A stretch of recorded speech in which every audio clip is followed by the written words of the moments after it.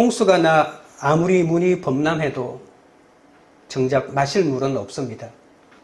그래서 생각으로 신들을 만들어내고 기술과 고안으로 수많은 우상을 만들어 섬기지만 알지 못하는 두려움이 마음속에 도사리고 있는 것을 어찌할 수가 없는 것이죠. 그 두려움이 종교심이 되어서 알지 못하는 신까지 숭배하지만 내일에 대한 두려움은 쉽게 떨치지를 못합니다.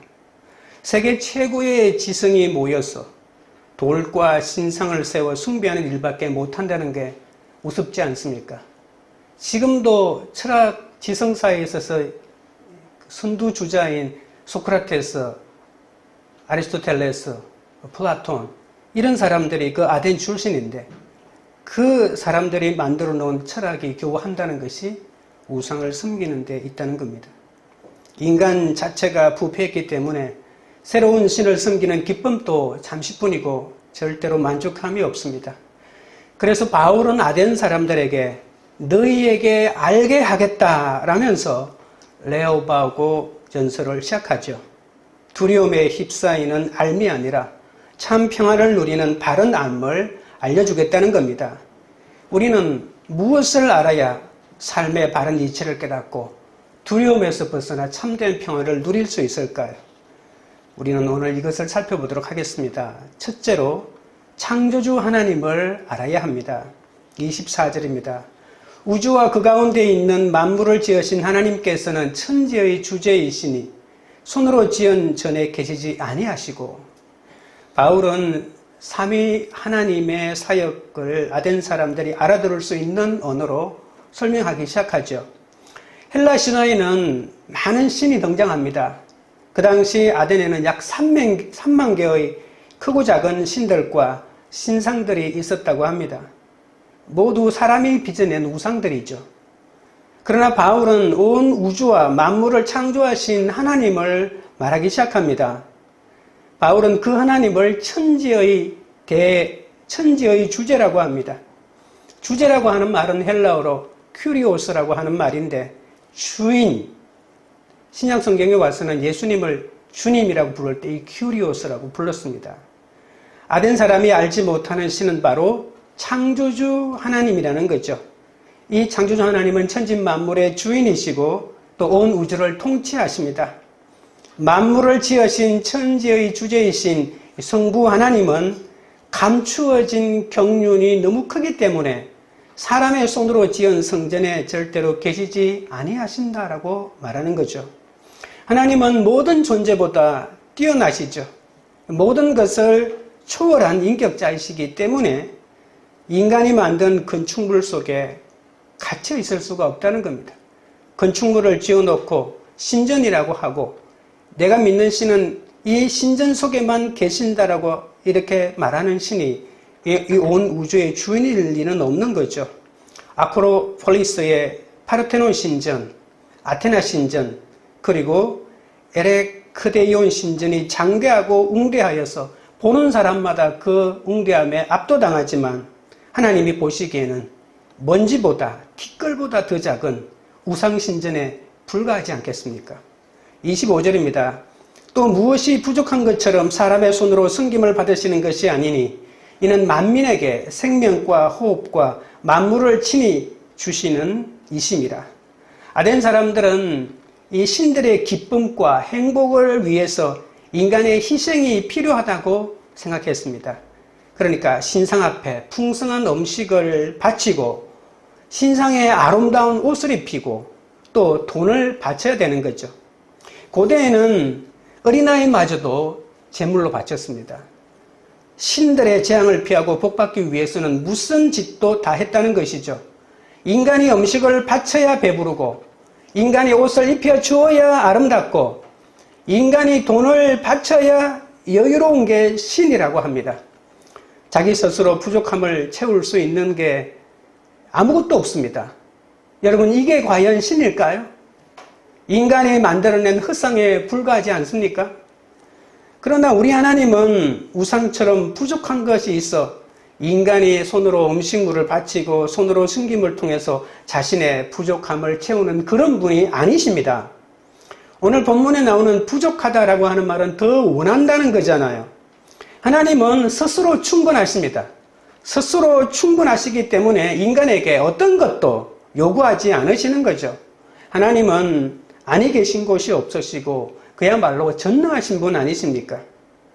우상은 무조건 사람에게 받아야만 존재할 수 있는 것이지만 하나님은 오히려 받는 것이 아니라 인간에게 무조건 주시는 분이십니다. 하나님은 인간을 창조하실 때 오늘 본문에 있는 것처럼 생명을 주시고 호흡을 주시고 필요한 모든 것을 채워주셨죠. 하나님이 인간이 이 땅에 살아나가는데 필요한 모든 것을 에덴 동산에 만들어 놓으시고 그리고 인간을 그 속에 마지막에 창조하셨죠. 창조의 첫날, 인간이 창조된 첫날에 인간이 한 일은 안식을 누리는 것뿐입니다. 왜 안식을 누릴 수 있었죠? 하나님이 모든 것을 만들어 허락했기 때문이 아니겠습니까? 인간은 그렇기 때문에 전적으로 하나님께 자신의 삶의 자원을 의존하도록 창조된 존재입니다. 그래서 하나님을 의지하고 의존하는 것은 부끄러운 게 아니란 거죠. 우상의 운명은 그렇지 않죠. 우상의 운명은 전적으로 사람에 의해서 좌우됩니다. 사람이 집을 지어줘야 머물 수가 있고 사람이 이름을 붙여줘야 만들 수 있고 사람이 형상을 깎아 만들어 주어야 형상이 생기는 그것이 바로 우상 아닙니까? 그러나 하나님은 오히려 인간의 모든 운명을 결정하시는 분이십니다.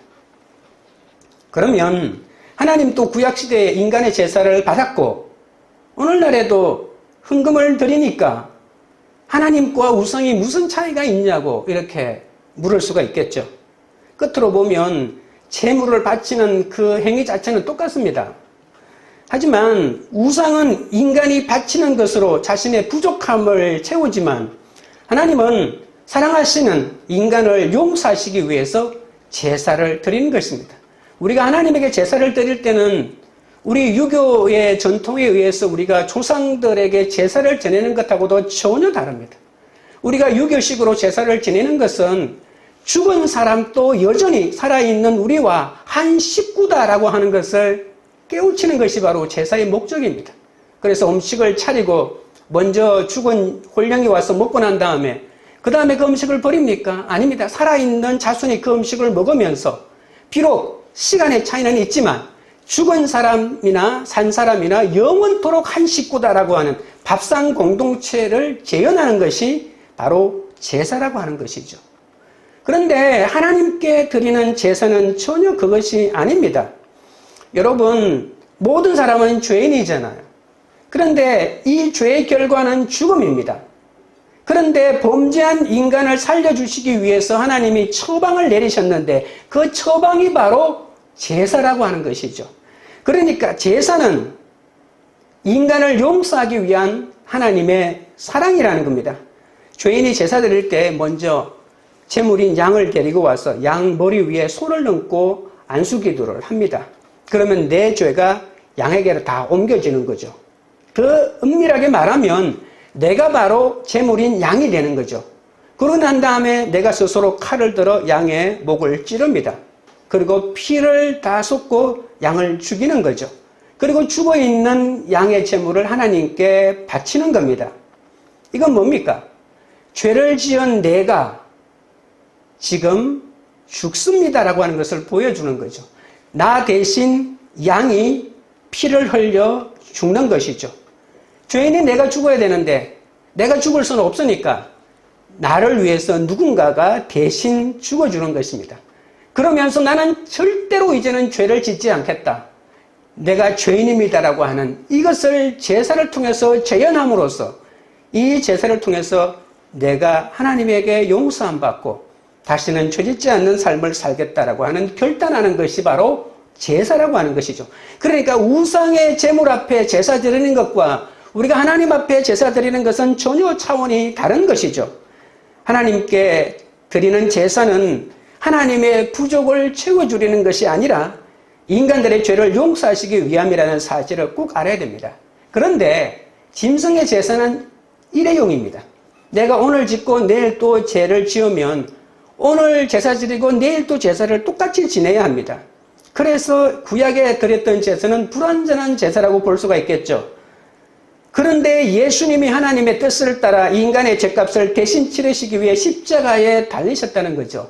그러니까 예수님은 친히 완전한 제사장이 되셔서 완전하고도 영원한 제사를 십자가 위에서 드린 거죠. 그래서 이제 누구든지 예수 그리스도를 믿고 구주로 영접하면 이 영원하신 하나님 자녀로 구원받는다는 이런 의미입니다. 그럼 우리는 헌금을 왜 드릴까요? 헌금 드리는 것, 그거 우상에게 제물을 바치고 복채를 바치는 것과 같지 않습니까? 라고 하겠지만 우리의 드리는 헌금도 하나님의 부족을 채우는 것이 아니라 하나님이 베풀어 주신 이 구원의 은총에 감사드리고 우리의 모든 것이 하나님께서 주신 것이다라고 하는 신앙 고백이고 만민을 구원하시는 하나님의 영원한 생명과 사랑을 아직도 믿지 않는 사람들에게 열방에 전하기 위해서 그 도구로 사용하기 위해서 내 것이 가운데 얼마를 하나님에게 떼어내 드리는 것이라고 볼 수가 있는 것입니다. 그래서 우상에게 드려서 우상의 부족을 채워주는 것과는 전혀 차원이 다른 관점이라는 것을 이해하셔야 합니다. 26절, 27절입니다. 인류의 모든 족속을 한 혈통으로 만드사 온 땅에 살게 하시고 그들의 연대를 정하시며 거주의 경계를 한정하셨으니 이는 사람으로 혹 하나님을 더듬어 찾아 발견하게 하려 하심이로되 그는 우리 각 사람에게서 멀리 계시지 아니하도다. 아덴 사람들은 다른 민족이나 다른 족속과 다르다는 우월성이 얼마나 강했는지 모릅니다. 그러나 바울은 하나님께서 인류의 모든 족속을 한 혈통으로 만드사 온 땅에 살게 하셨다라고 말합니다. 한 혈통으로라고 하는 이 말은 원어로 보면 한 사람으로, 한 사람에게서 이런 뜻입니다. 하나님이 처음 창조하신 아담에게서 모든 족속이 나왔다는 것이죠. 물론 여러 가지로 해석할 수가 있습니다. 온 지구인은 한 가족이다.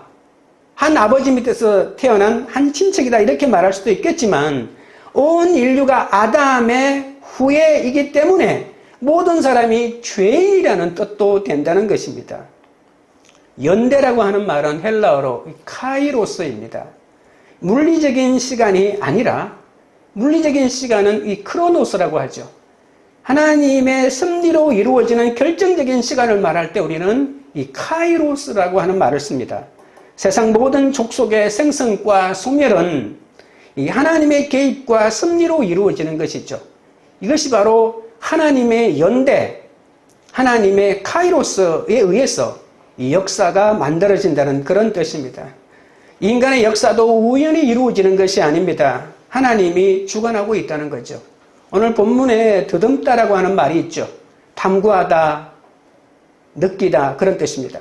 하나님은 온 우주 만물과 모든 족속의 역사를 주관하시기 때문에 누구든지 하나님을 느끼고 발견하라면 할 수 있다는 겁니다. 자연 만물을 자세히 살피고 인간의 역사를 살피면 그 속에 하나님의 뜻이 들어가 있다는 것을 알 수 있다는 것이죠.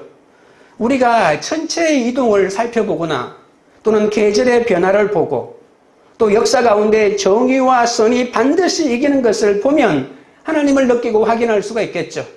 짧은 시간 보면 하나님이 이러실 수가 있느냐라고 말하겠지만 긴 역사를 보면 반드시 정의가 이기고 공의가 이기는 것을 확인하고 역사에도 하나님이 있다는 것을 고백하게 된다는 거죠.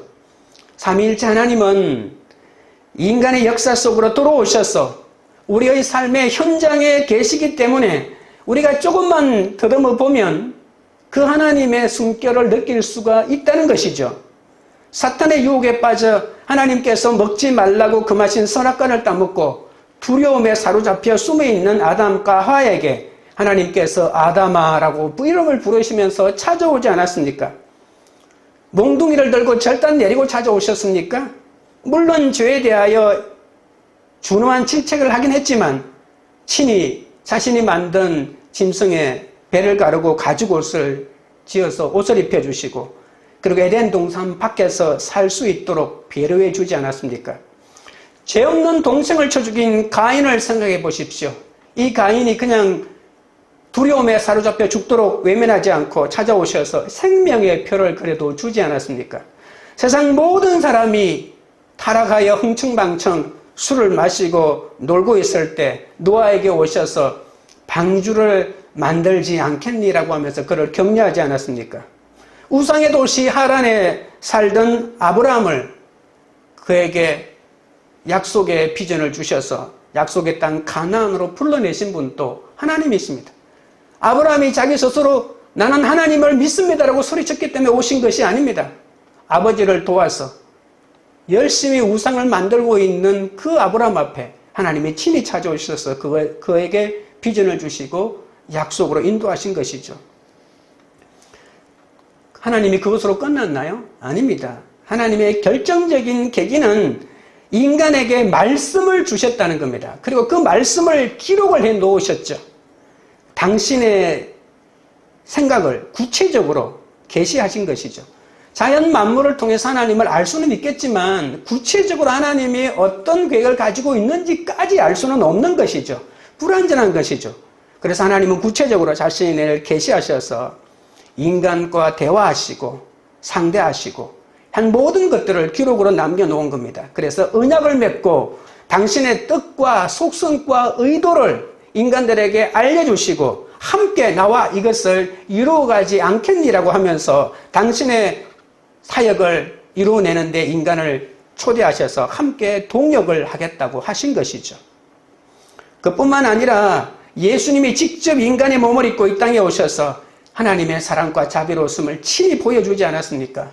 성자 예수님은 인간의 죄값을 대신 치르시기 위해서 십자가 위에서 제물로 돌아가셨고 사흘째 되던 날 죽음을 깨뜨리고 부활하셨습니다. 그래서 죄인에게 영원한 생명과 구원의 길을 열어주셨죠. 그리고 그 주님은 성령으로 우리와 함께 세상 끝날까지 함께 있겠다고 말씀하신 것이죠. 왜냐하면 아직도 구원할 사람이 있고 아직도 구원하여 제자로 삼고 그 제자가 다시 전도하여 생명을 얻는 이 끝없는 하나님의 사역을 감당하고 이루기 위해서 임마누엘 계시겠다고 말씀하고 있는 것입니다. 그렇기 때문에 우리도 하나님의 일을 하고 나갈 때 힘든 순간이 올 것입니다. 그때도 낭망하지 마시고 하나님을 의지함으로 인생의 힘든 고비를 잘 넘기시고 주님의 위로로 날마다 승리하셔야만 합니다. 적용 질문 드립니다. 내가 넘고 싶은 경계는 무엇입니까? 아레오바고 같은 전쟁터에서도 부모, 형제, 자녀, 남편, 아내의 자리를 잘 지키고 있습니까? 둘째는 우리는 하나님의 자녀임을 잘 알아야 합니다. 28절입니다. 우리는 그를 힘입어 살며 기동하며 존재하느니라. 너희 시인 중 어떤 사람들의 말과 같이 우리가 그의 소생이라 하니. 28절은 에덴 사람들이 자주 애송하는 유명한 헬라 시인의 시 구절을 인용한 겁니다. 우리가 당신 안에서 살며 움직이며 존재하고 있다라고 하는 말은 주전 600년경에 에피메니데스라고 하는 시인이 쓴 이 그레타라고 하는 이 시의 내용입니다. 원래 이 시의 내용에 그를 힘입어라고 할 때 그는 제우스를 가리킵니다. 제우스 신 덕분에 인간이 살고 움직이고 존재한다는 그런 뜻이죠. 그러나 제우스는 인간이 만들어낸 흙상에 불과하잖아요. 이 19절의 정확한 그를 힘입어라고 하는 이 말은 바로 창조주 하나님이다라고 이렇게 바울이 지금 정정하여 제대로 가르쳐주고 있다는 거죠. 인간을 창조하신 하나님께서 언제나 인간을 먼저 찾아와 주시고 늘 우리와 함께 하시기 때문에 인간이 의식하든 못하든 상관없이 인간은 하나님의 은혜 속에서 살고 움직이고 존재하고 있다는 겁니다. 우리가 살고 있는 이 땅 자체를 하나님이 만드셨고 우리가 바라보고 있는 우주도 하나님이 만드셨고 내 몸도 하나님이 만드셨고 모든 사계절의 변화와 그리고 내가 먹고 살아가는 세상의 모든 음식들도 하나님이 다 만드셨고 그래서 알게 모르게 우리는 하나님 없이는 아무것도 할 수 없는데 그런데 이 의미를 제우스가 아니라 바로 하나님이라는 사실을 시를 이용하여 바울이 정확하게 다시 말해주고 있는 것이죠. 우리가 그의 소생이라 라고 하는 이 말도 유명한 19절입니다. 우리가 요즘 또 어떤 한 구절을 딱 택해가지고 딱 말하면 이것이 누구의 시 중에 있는 유명한 구절이다. 어떤 영화에 나오는 한 대사다 정확하게 알고 이것은 누가 퍼뜨린 유행어다라고 하는 것을 대번에 알잖아요. 그 당시 헬라인들은 다 문학에 관심이 많고 조예가 깊은 전문가들이라 이 구절을 딱 말하면 누구의 시다라고 대번에 알 수 있는 거죠. 이 시도 역시 주전 3세기경에 아라투스라고 하는 시에 나오는 19절입니다. 역시 그의 소생이라고 할 때 그도 제우스를 가리킵니다. 그러나 우리는 제우스의 소생이 아닙니다. 우리는 하나님의 소생이자 하나님의 자녀입니다. 헬라 문학과 헬라 역사에 정통한 바울은 이렇게 헬라인들의 오해를 하나씩 끄집어내서 교정해 주면서 그가 바로 하나님이다 라고 이렇게 설명하고 있는 것이죠. 29절입니다.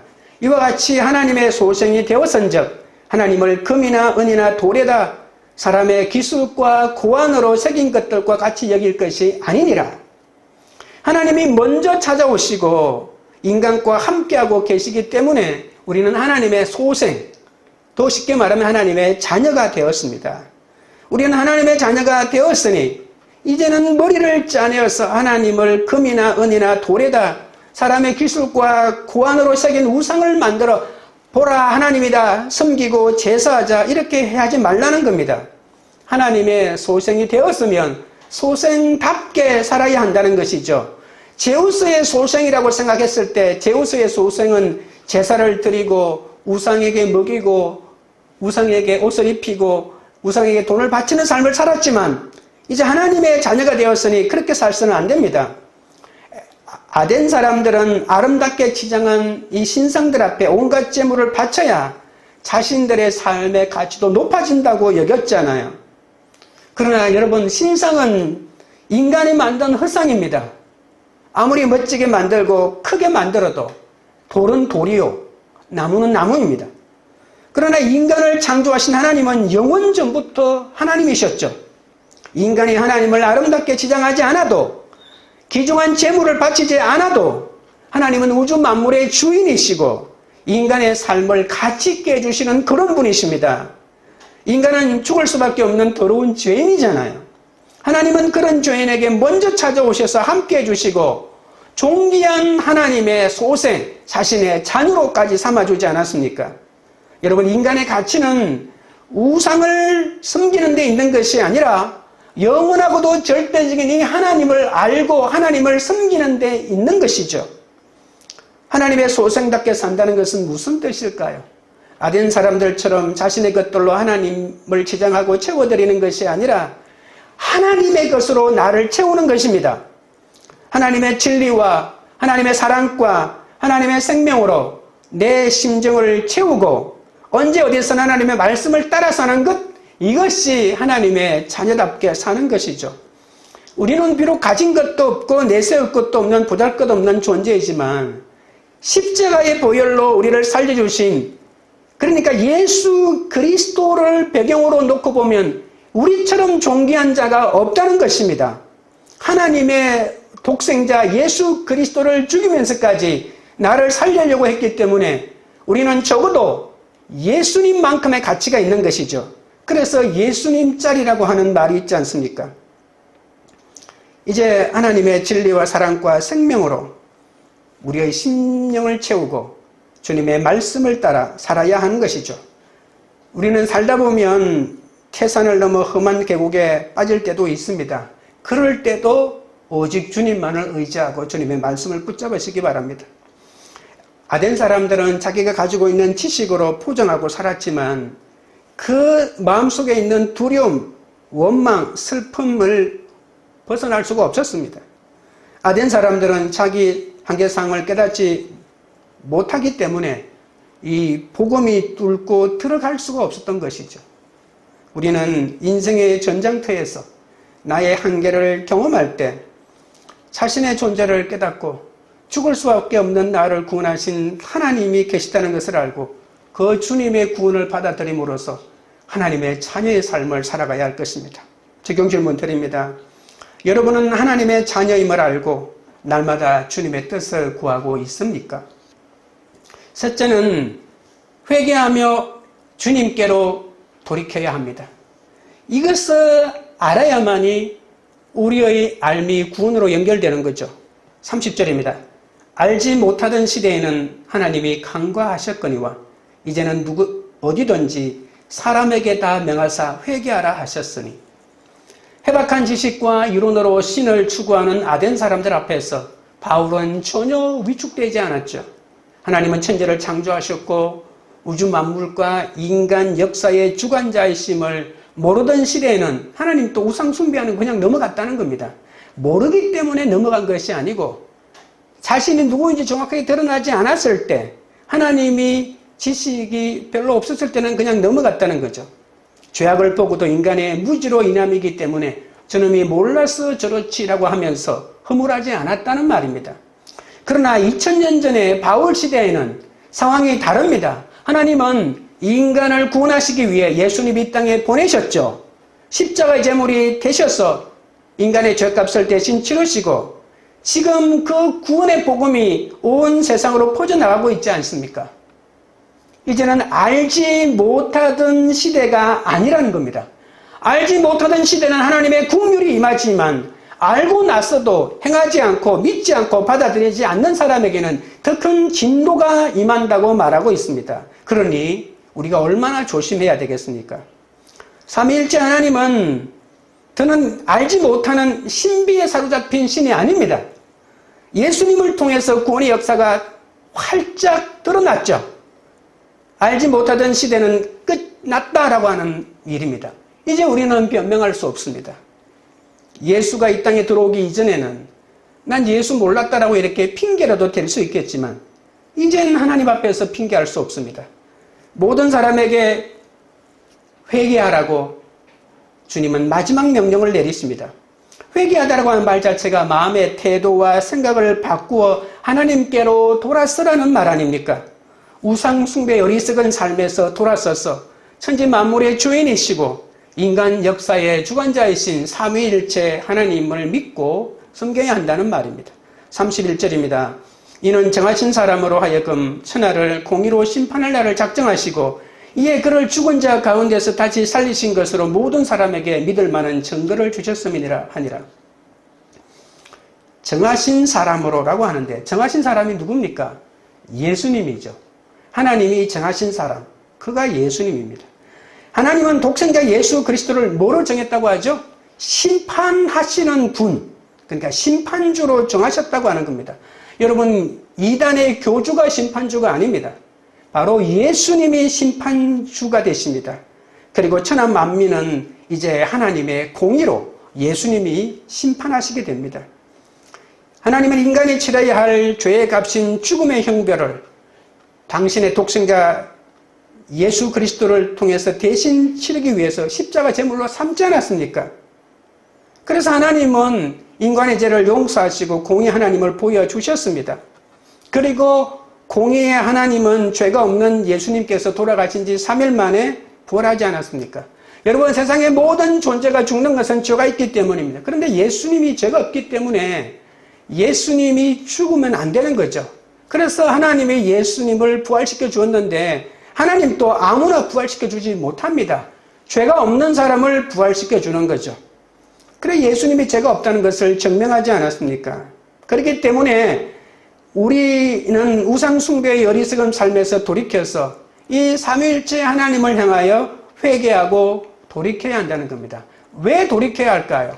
이 예수 그리스도 그리고 하나님의 구원 사역 이것을 통하지 않고는 죄에서 벗어날 길이 없기 때문입니다. 아덴 사람들은 신을 배웠죠. 글자로 배우고 익히고 철학을 통해서 생각을 통해서 사유를 통해서 신을 알아갔습니다.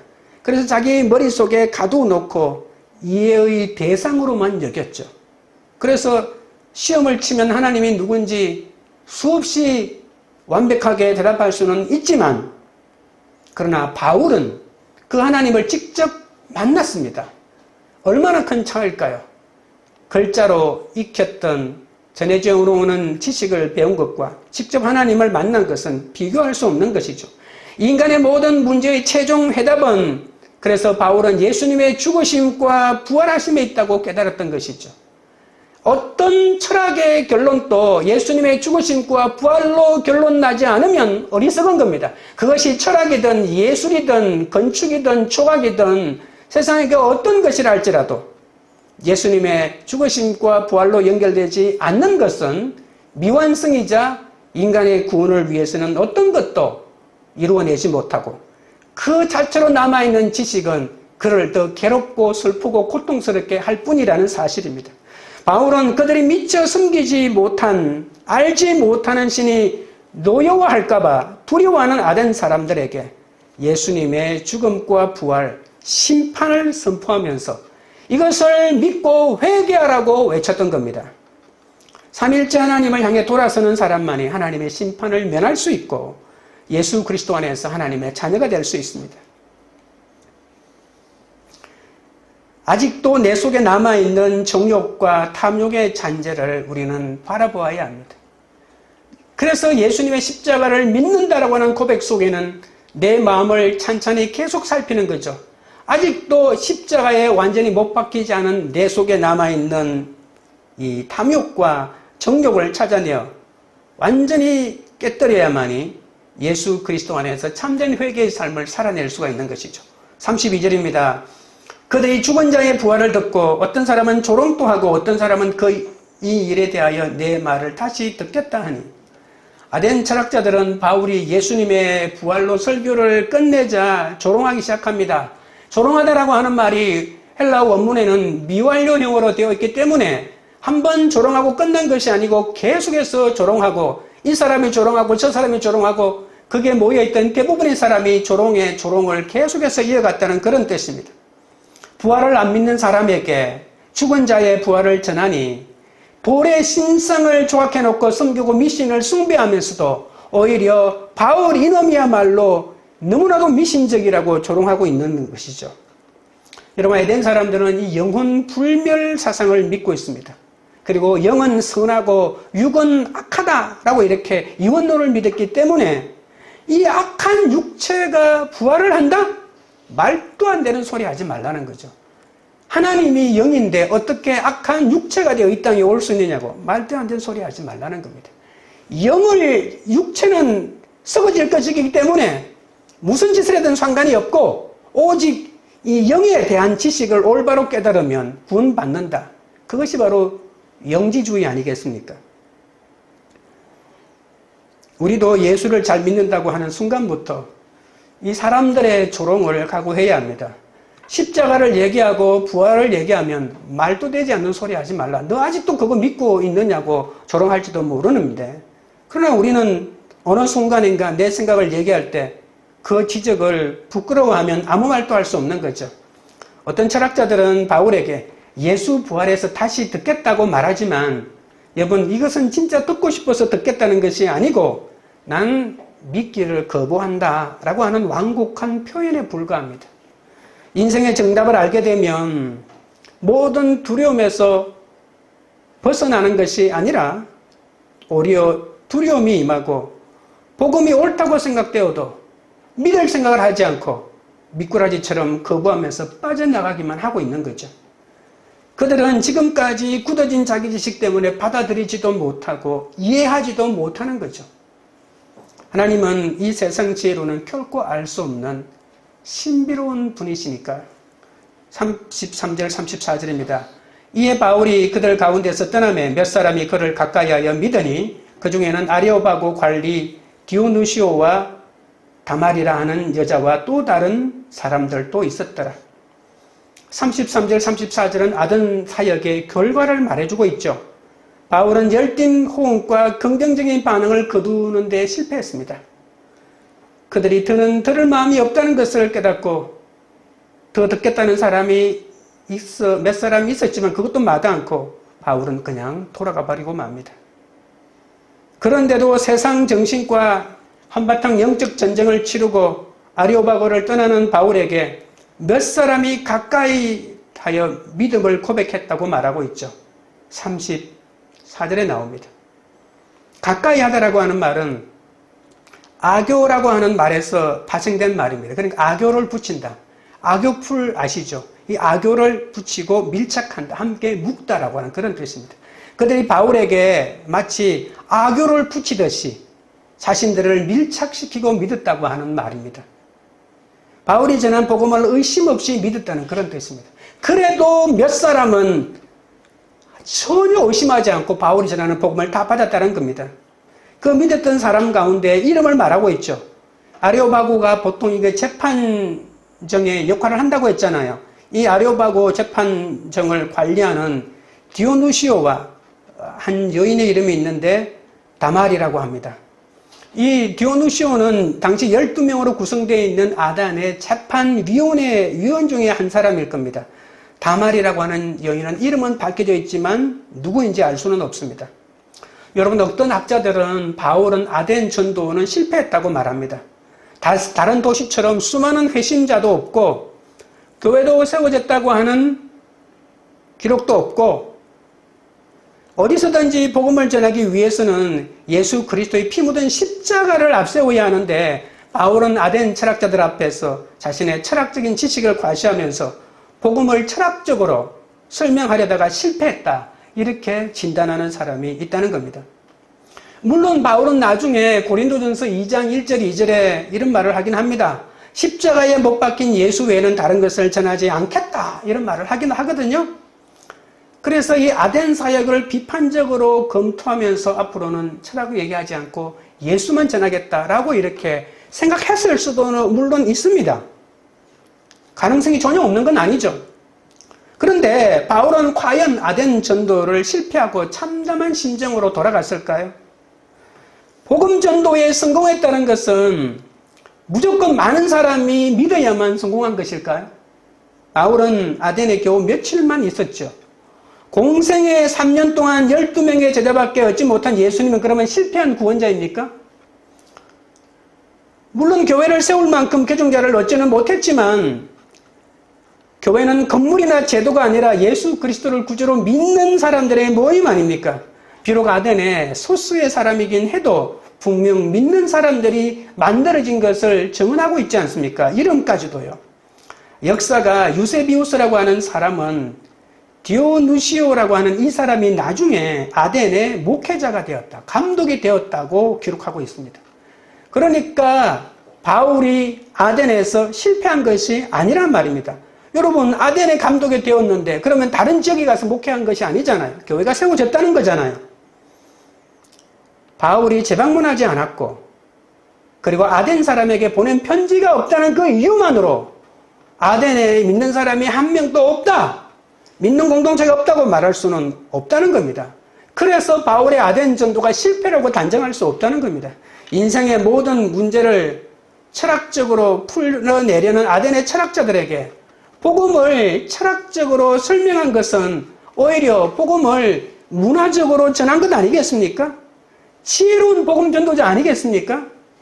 철학자들에게 한 명이라도 구원하기 위해서 그들이 믿고 외우고 암송하는 시를 통해서 복음을 전한 것 아닙니까? 그렇게 하지 않았더라면 아덴에서는 단 한 명의 그리스도인들도 얻지 못했을 것입니다. 당장에는 실패처럼 보이는 일도 큰 성공을 만드시는 주님을 끝까지 의지하며 믿고 달려갈 때 우리에게 하나님의 놀라운 일들을 이루어 주실 것입니다. 적용 질문 드립니다. 알지 못했던 시대에 행했던 죄악은 무엇입니까? 나의 회개한 삶이 다른 사람들에게 내가 하나님의 자녀임을 잘 드러내고 있습니까? 말씀을 맺겠습니다. 아는 것이 구원이 되려면 창조주 하나님을 알아야 합니다. 하나님은 온 우주의 주인이시며 통치자이십니다. 하나님은 끊임없이 우리의 부족을 채우시고 친히 찾아오셔서 용서를 베푸시는 그런 분이시죠. 아는 것이 구원이 되려면 우리가 하나님의 자녀임을 알아야 합니다. 우리는 주님 때문에 살며 움직이며 존재하는 당신의 자녀입니다. 하나님의 자녀는 하나님의 진리와 사랑과 생명으로 채우고 말씀을 따라 살아야 합니다. 아는 것이 구원이 되려면 회개하며 주님께로 가야 합니다. 아무리 탁월한 지식이 있어도 그것으로 구원을 이룰 수는 없습니다. 우상 숭배하는 어리석음에서 주님께로 돌이켜야 합니다. 사람이 죽고 난 다음에는 심판이 있다고 하지 않았습니까? 예수 그리스도를 믿는 자만이 이 심판에서 참된 구원에 이를 수가 있고 여러분 모두가 이 주님을 믿음으로 영원한 하나님의 품에 거하시는 여러분 되시기를 바랍니다. 찬양 드리고 기도하겠습니다.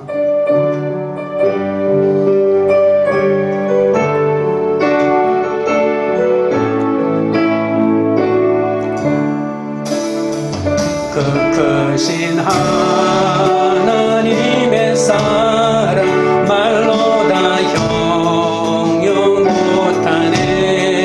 저 높고 높은 별을 넘어 이 낮고 낮은 땅 위에 죄범한 영혼 구하려 그 아들 보내사 화목제 삼으시고 죄 용서하셨네. 하나님 크신 사랑은 정량다 못하네. 영원히 변치 않는 사랑 성도여 찬양하세.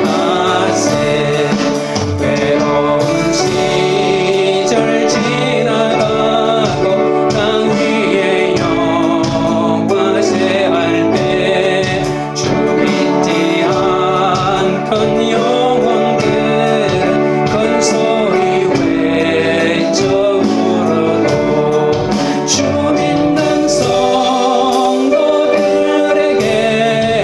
큰 사랑 베푸사 우리의 죄 사했으니 은혜 잊을까. 하나님 크신 사랑은 정량다 못하네. 영원히 변치 않는 사랑 성도여 찬양하세. 하늘을 구름아리 삼고 바다를 먹물 삼아도 한없는 하나님의 사랑 다 기록할 수 없겠네. 하나님의 크신 사랑 그 어찌났을까. 저 하늘 높이 쌓아도 세우지 못하리. 하나님 크신 사랑은 정량다 못하네. 영원히 변치 않는 사랑 영원히 찬양하세. 기도하실 때 내가 살고 있는 곳이 아레오바고 같은 전쟁터라도 경계를 넘지 않고 잘 지키게 해달라고, 부모, 형제, 자녀, 남편, 아내의 자리를 잘 지키게 해달라고 기도하겠습니다. 우리는 우상의 소생이 아니라 하나님의 자녀임을 알고 하나님의 자녀답게 날마다 주님의 뜻을 구하며 살게 해달라고 기도합니다. 알지 못했던 시대에 행했던 죄악마저 회개하며 주님께로 돌이킵시다. 나의 회개한 삶이 감정놀이에만 그치지 않고 나의 회개한 삶이 다른 사람들에게 내가 하나님의 자녀임을 드러내고 구원의 현장으로 초대하는 그런 역사가 일어나게 해달라고 우리 주여 세 번 부른 다음에 기도하며 나가겠습니다. 주여 주여 주여. 거룩하신 하나님 우리 아버지여, 내가 살고 있는 것이 아레오바고 같은 극한 전쟁터라도 아버지 하나님이여 경계를 넘지 않고 아버지 하나님의 정해주신 경계를 잘 지키게 하여 주옵소서. 부모의 역할, 형제의 역할, 자녀의 역할, 남편의 역할, 아내의 역할을 잘 지키며 하나님의 인도하심을 구하게 하여 주시옵소서. 세상 가치관에 넘어가지 아니하고 오직 말씀의 가치관으로 이 경계를 지키며 하나님의 역사를 바라보게 하여 주시기를 원하옵나이다. 아버지 하나님이여, 우리는 우상의 소생이 아니라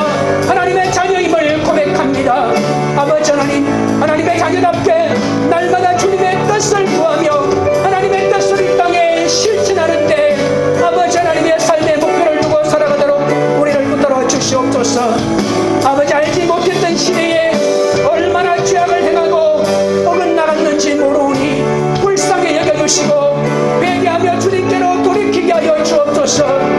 나의 회개가 감정놀이만 그치지 않게 하여 주시고 아버지 하나님은 나의 회개한 삶이 다른 사람에게 하나님의 자녀임을 드러내는 은혜로 허락하여 주시어서 그들을 구원의 현장으로 초대하는 구원의 역사가 일어나도록 우리 아버지 하나님 역사하여 주시옵소서. 하나님 아버지, 아덴 사람들은 세계 최고의 지식과 예술과 종교심으로 포장하고 있었지만 그 속에는 두려움과 원망과 슬픔이 가득 찼습니다. 저도 인생의 전쟁터에서 나의 한계를 인정하지 못하고 아직도 버리지 못한 각종 미신과 성경적이지 못한 생각과 판단으로 아버지 하나님 주님을 의지하지 못하고 살아갈 때가 너무나도 많았사오니 용서하여 주시옵소서.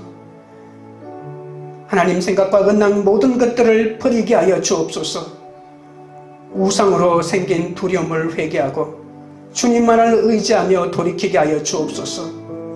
하나님의 명령을 수도 없이 범한 죄인이지만 우리의 이름을 부르시며 우리를 먼저 찾아오신 주님, 우승 숭배자였던 우리에게 먼저 오셔서 하나님의 언약을 주셨던 주님, 살인자 가인 같은 우리에게 오셔서 먼저 생명의 풀을 허락하셨던 주님, 세상 가치관에 사로잡힌 우리의 눈에서 온갖 세상 가치의 비늘을 벗겨주시고 하나님의 도구로 삼아주신 주님을 찬양합니다. 우리의 죄를 씻겨주시고 당신의 자녀로 삼아주셨사오니 그것도 모자라 언제나 우리의 삶 한가운데서 우리를 인도하시는 임마누엘이 되어주신다고 약속하셨사오니 감사드립니다. 이제 우리의 뜻대로 살지 않게 하시고 주님의 뜻을 나의 뜻으로 삼고 주님의 뜻대로 살아가는 우리의 삶이 되도록 역사하여 주옵소서. 세상은 이미 굳어진 자기 지식 때문에 예수의 부활을 도저히 받아들이지 못합니다. 이 부활의 진리를 세상 사람들은 조롱하고 비웃지만 이것만이 구원의 진리임을 깨닫게 하시고 이 진리를 전하게 하여 주옵소서. 예수님을 아는 지식이 이 세상에서 최고의 지식임을 고백하며 누구에게든지 담대히 복음을 전할 수 있는 그런 믿음을 허락하여 주옵소서. 광교리들 교회가 영혼 구원이 목적이 되어 평안을 주는 바른 삶을 알리는 영적 공동체가 되게 하옵소서. 각자가 성령께서 알려주시는 경계를 잘 지키며 회개하여 주님께 돌이키는 삶으로 세상 사람들을 주님께 돌이키는 그런 공동체가 되도록 역사하여 주시옵소서. 예수 그리스도 이름으로 기도드리옵나이다. 아멘.